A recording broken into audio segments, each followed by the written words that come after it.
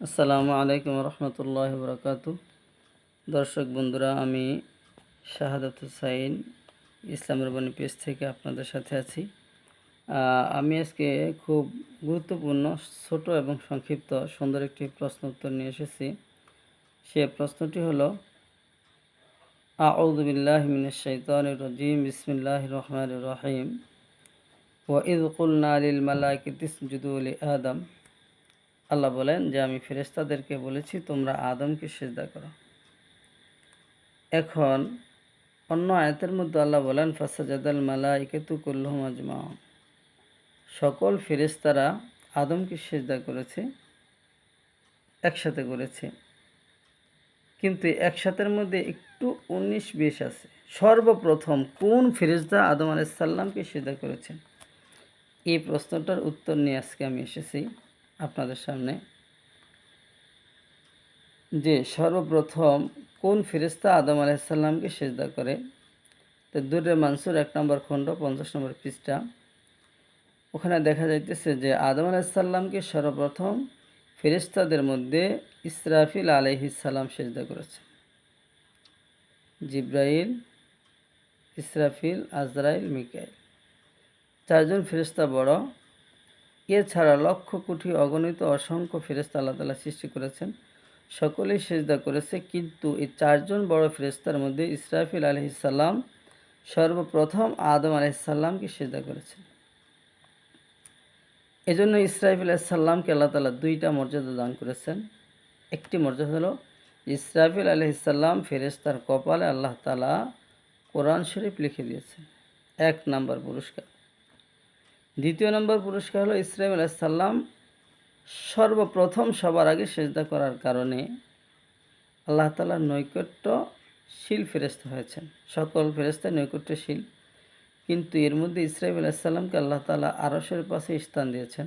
আপনারা জানেন বা শুনেছেন যে ইসরাফিল আলাইহিস সালাম আল্লাহ তাআলার আরশের কাছে আসে, যে এই অপেক্ষায় কখন আল্লাহ তাআলা আদেশ করবেন আর ইসরাফিল ফেরেশতা সিংহায় ফু দেবে, পুরা পৃথিবীতে কিয়ামত হয়ে যাবে। আবার এই ফেরেশতা সর্বপ্রথম কবর থেকে, ফেরেশতাদের মধ্যে সর্বপ্রথম উঠবে ইসরাফিল আলাইহিস সালাম, এবং কবর থেকে উঠে ইসরাফিল আলাইহিস সালামকে যখন আল্লাহ তাআলা আদেশ করবেন তখন তিনি আবার সিংহায় ফু দেবে। ফু দেওয়ার পর সমস্ত মানুষ কবর থেকে উঠবে। এ থেকে সর্বপ্রথম আমাদের নবী আলাইহিস সালাম উঠবে, আবু বকর উঠবে, ওমর উঠবে, ওসমান উঠবে, আলী উঠবে। তো এই ফেরেশতাদের মধ্যে ইসরাফিল আলাইহিস সালাম আল্লাহ তাআলা নৈকট্য লাভ করেছেন, তিনি আল্লাহ তাআলা আরশের কাছে আছেন। আবার এই ফেরেশতাদের মধ্যে সর্বপ্রথম হাশরের মাঠে উপস্থিত হওয়ার জন্য সর্বপ্রথম যে ফেরেশতা উঠবে সেই ফেরেশতা হলো ইসরাফিল আলাইহিস সালাম। কারণ ইসরাফিল আলাইহিস সালাম উঠে যখন আবার পুনরায় সিংহে ফু দিবেন, সমস্ত মানুষ কবর থেকে উঠবে। তাহলে আমরা জানতে পারলাম যে সর্বপ্রথম যে ফেরেশতা আদম আলাইহিস সালামকে সিজদা করেছে সেই ফেরেশতা হলো ইসরাফিল আলাইহিস সালাম, এবং সিজদা করার কারণে আল্লাহ তাআলা 2টি পুরস্কার ইসরাফিল আলাইহিস সালামকে দান করেছেন। একটি হলো তার ললাটে কোরআন শরীফ লিখে দিয়েছেন, নাম্বার 2 হলো আল্লাহ তাআলার নৈকট্য লাভ করেছেন, মানে আল্লাহর আরশের কাছে স্থান পেয়েছেন ইসরাফিল আলাইহিস সালাম। দ্বিতীয় প্রশ্ন আসেন যে ফেরেশতারা সিজদা করেছে, এই ফেরেশতারা কতক্ষণ সময় সিজদারত অবস্থায় ছিল?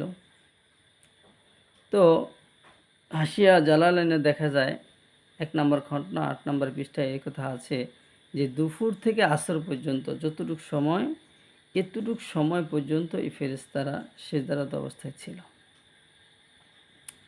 তো বন্ধুরা, আমরা জানতে পারলাম যে সর্বপ্রথম আদম আলাইহিস সালামকে কোন ফেরেশতা সিজদা করেছে এবং সেই ফেরেশতার নাম কি, সিজদা করার কারণে আল্লাহ তাআলা ফেরেশতাকে কয়টি মর্যাদা দান করেছে, এবং ফেরেশতারা কতক্ষণ সময় সিজদারত অবস্থায় ছিল। তো যদি ভিডিওটি ভালো লাগে তাহলে অবশ্যই কমেন্ট করবেন, শেয়ার করবেন এবং অন্য মুসলমান ভাইকে জানার সুযোগ করে দিবেন। আজকের মতো এখানেই শেষ করলাম। আসসালামু আলাইকুম রহমতুল্লাহ।